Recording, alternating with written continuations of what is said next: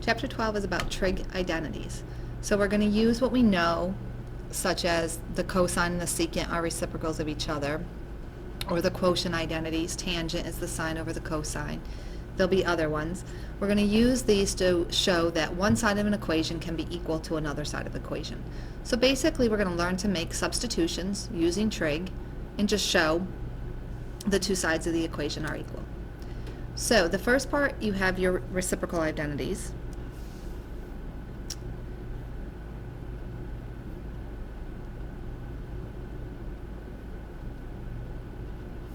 And then you have your quotient identities.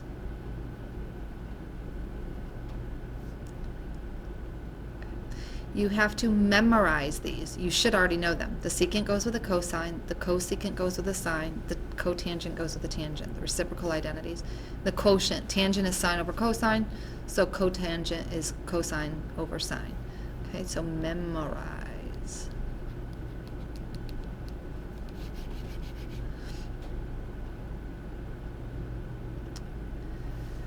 Next page.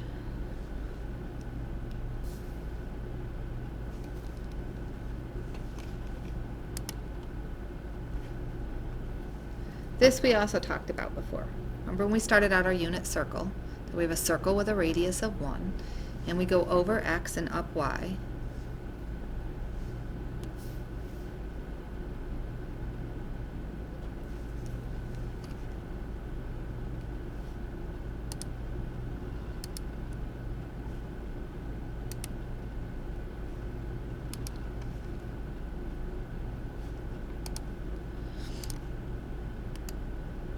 So we have a point on the circle. We went over x and we went up y.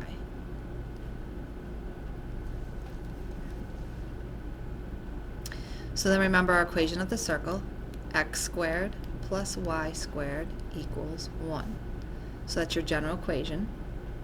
And then remember that we said the x value is the cosine of theta, of the angle.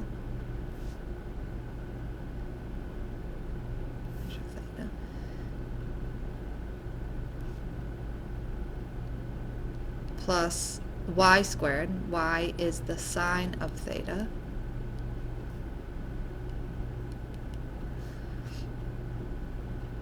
and also remember we said that we can write it like that, cosine theta squared, but it's also more commonly written cosine squared theta plus sine squared theta.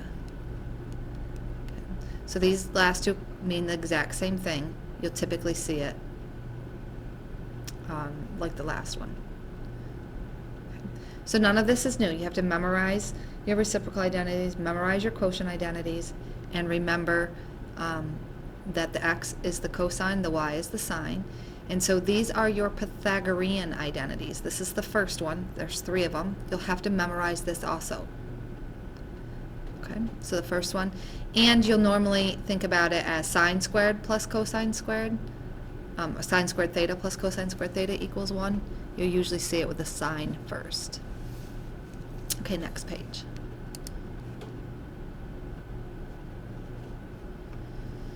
Okay, so there again is your first Pythagorean identity. Sine squared theta plus cosine squared theta equals 1. There's 2 more. We're going to find the second one by dividing each part by sine theta. And then we're going to find the third one by dividing each part of the equation by cosine theta. So you can memorize all 3 of these, or you can remember how to find the other 2 after memorizing the first one. So we have sine squared theta plus cosine squared theta equals 1. So if we take that and we divide each part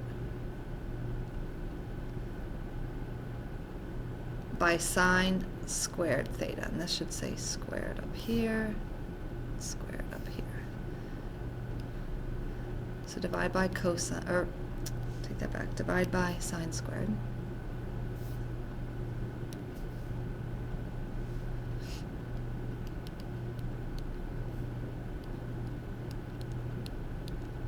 So go back to what you have as your reciprocal identities. Sine squared over sine squared is just 1. Cosine over sine. Cosine over sine is cotangent, so this would be cotangent squared theta. and 1 over sine is cosecant, so this would be cosecant squared theta. So that's your second Pythagorean identity.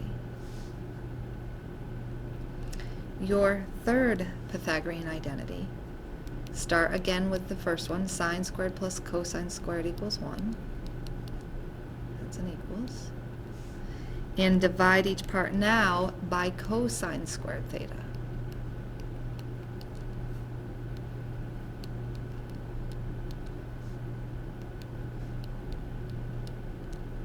So divide everything by cosine squared theta.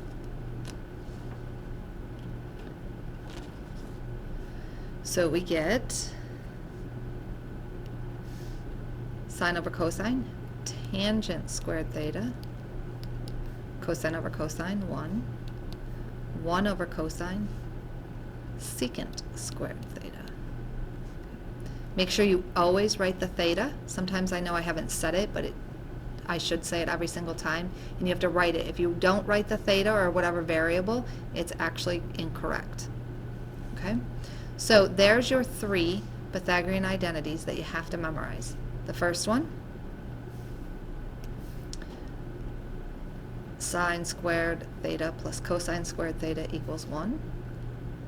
The second one, 1 plus cotangent squared theta equals cosecant squared theta. And the last one, tangent squared theta plus 1 equals secant squared theta. So again, memorize the 3 of them, or memorize the first one and do the method that we just did in order to get the second and the third one.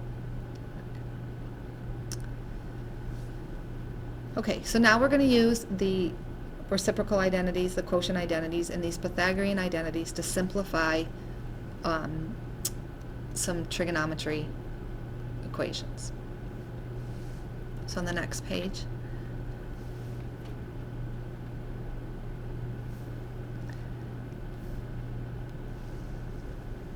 let's look at the first one. We want to simplify these. Cotangent theta times secant theta. So generally speaking, unless you see something squared, these are just using the reciprocal identities or the quotient identities. Cotangent theta is cosine theta over sine theta. Secant theta is 1 over cosine theta.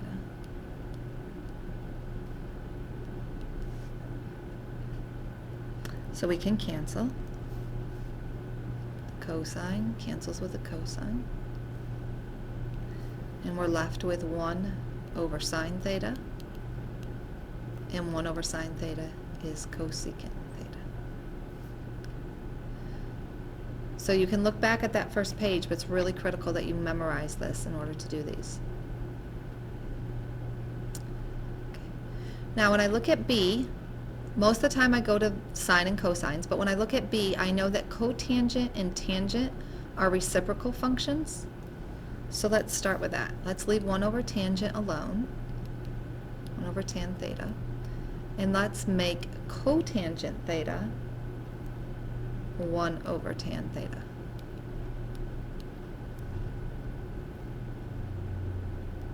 Right? So we have 1 over tan plus 1 over tan, so we have 2 over tan theta.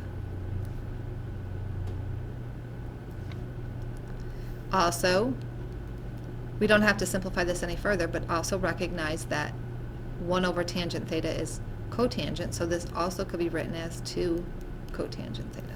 So we could have changed this to cotangent and said it was 2 cotangent.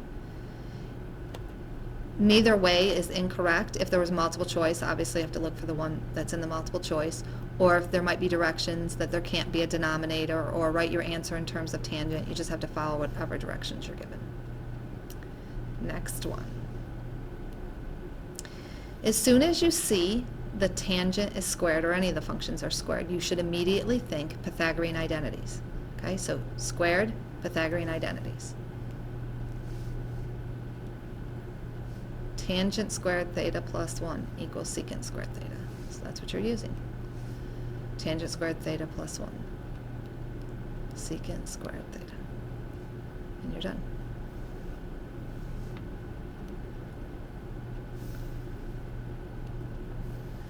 last one. 1 over secant theta times cosecant theta. So remember, we can separate those. We can write that 1 over secant theta times 1 over cosecant theta.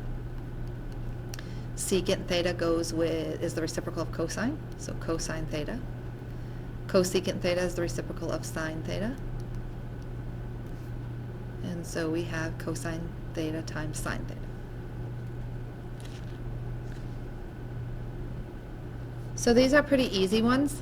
They're going to get a little bit harder, but we'll just keep working at them. It's just like learning anything else. The more that you practice them, the easier it gets. So go to the next page. Oh, next page for you. Okay, now I'm on the next page with you. So these we're going to show that one side's equal to the other. So the nice part about this is you kind of know where you're going. We know that we want to show that this is equal to the tangent of theta. Again, they start to get a little bit more complicated as time goes on, but you're still going back to those basic ideas at the moment. The reciprocal functions, the quotient functions, and the Pythagorean identities. So secant theta is 1 over cosine theta. Sine theta we'll leave alone. Typically I change everything in terms of sine and cosine, and typically you leave the other side alone. Eventually you might work the other side of the equation, but generally speaking you work one side and try to get it to match the other side.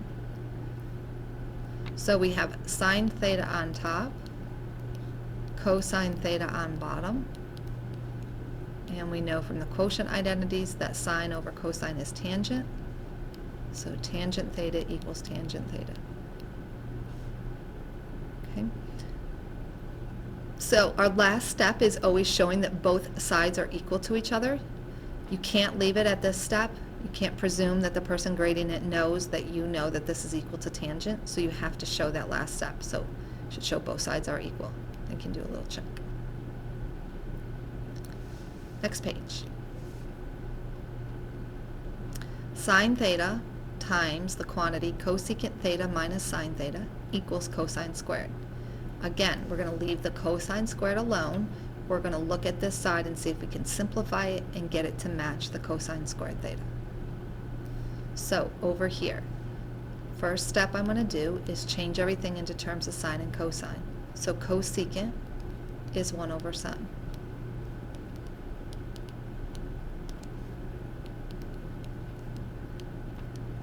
Make sure when you're doing these you write each step down and you continue vertically down. You want to show the other side. Don't be lazy and not write both sides in. Now I'm going to distribute. Take the sine theta and multiply by everything inside the parentheses. Sine theta times 1 over sine theta. So sine theta over sine theta. Sine theta times sine theta, sine squared theta.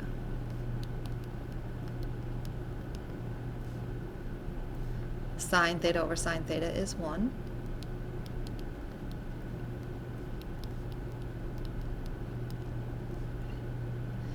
Now, go back to the Pythagorean identities. You see that sine squared, we see a cosine squared. So what was the Pythagorean identity?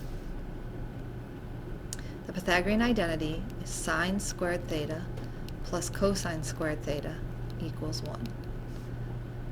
So we don't have exactly that, but we have all the elements. So if I want 1 minus sine squared theta, well, I can subtract the sine squared theta.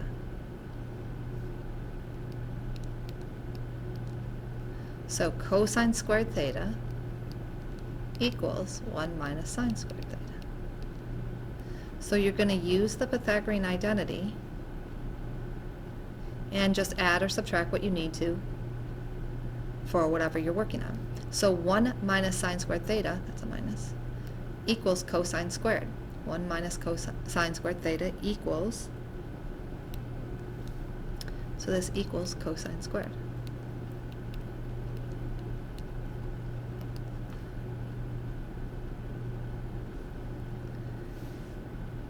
Let's try the next one.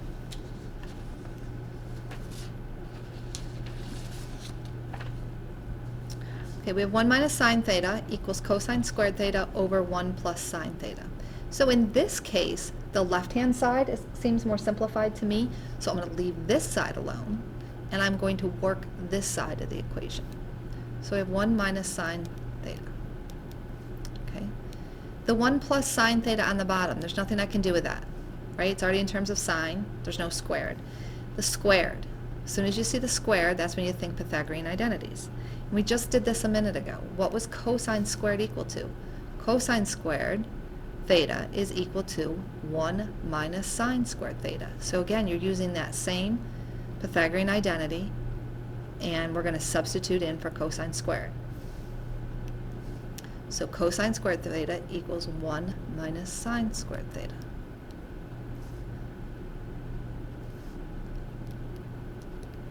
Now you're going to use your algebra skills. Go back to the difference between two perfect squares. What if this had been 1 minus x squared?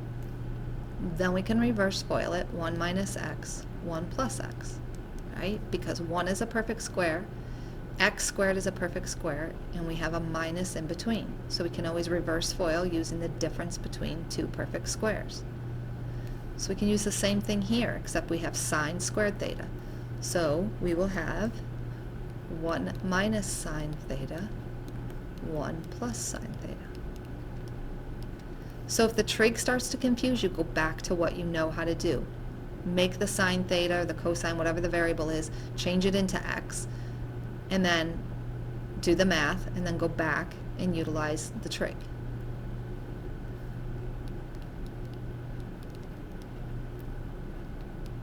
So what cancels? All right, the 1 plus sine theta, the 1 plus sine theta.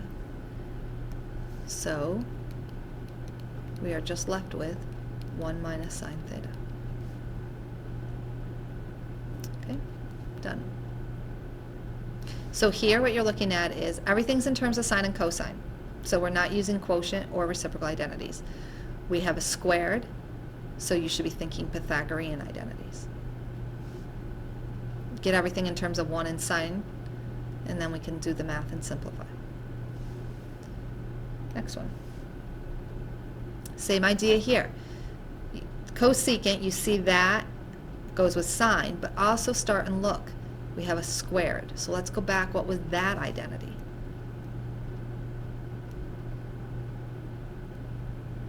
I don't have it listed on this one. Okay, so cotangent squared, if you go back, are 3 Pythagorean identities, where sine squared theta plus cosine squared theta equals 1. Our second one was 1 plus cotangent squared theta equals cosecant squared theta. And our third one was tangent squared theta plus 1 equals secant squared theta. Okay, so those are our 3 Pythagoreans. So, yes, I usually try to change cosecant in terms of sine, but when I look at this and I see that cotangent squared is related to cosecant squared, I'm going to leave the cosecant alone and just look at changing this. So what would cotangent squared theta be equal to? Well, cotangent squared theta plus 1 equals cosecant. So if I subtract the 1,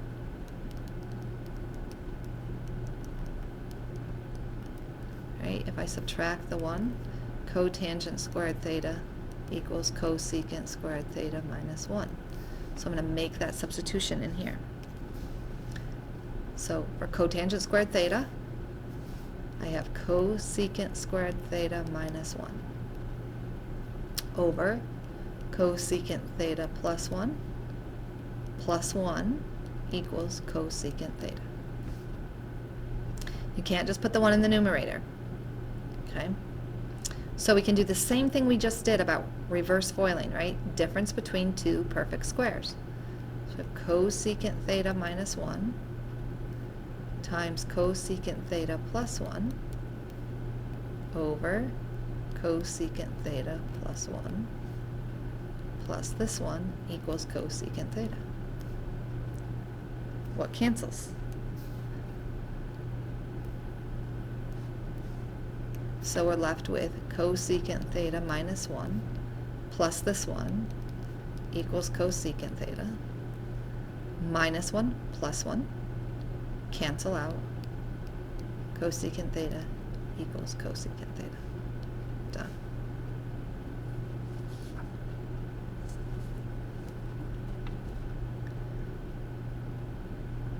So remember, few steps are looking for a squared. If we see something squared, we're thinking of one of the Pythagorean identities.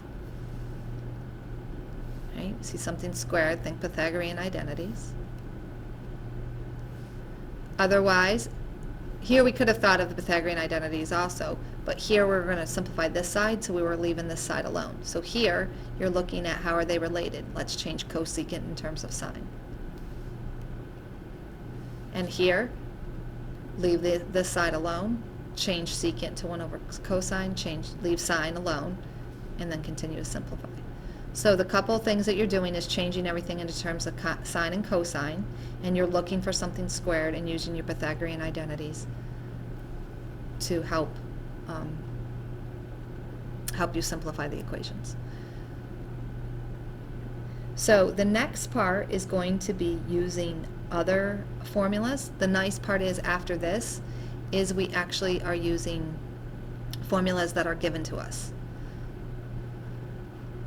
You'll get the reference sheet and you have functions of the sum of two angles, functions of the difference of two angles, functions of the double angle, functions of the half angles. So next we'll be using this one, this one, this one, this one. We're going to be using those to make substitutions and continue to simplify or prove trig identities.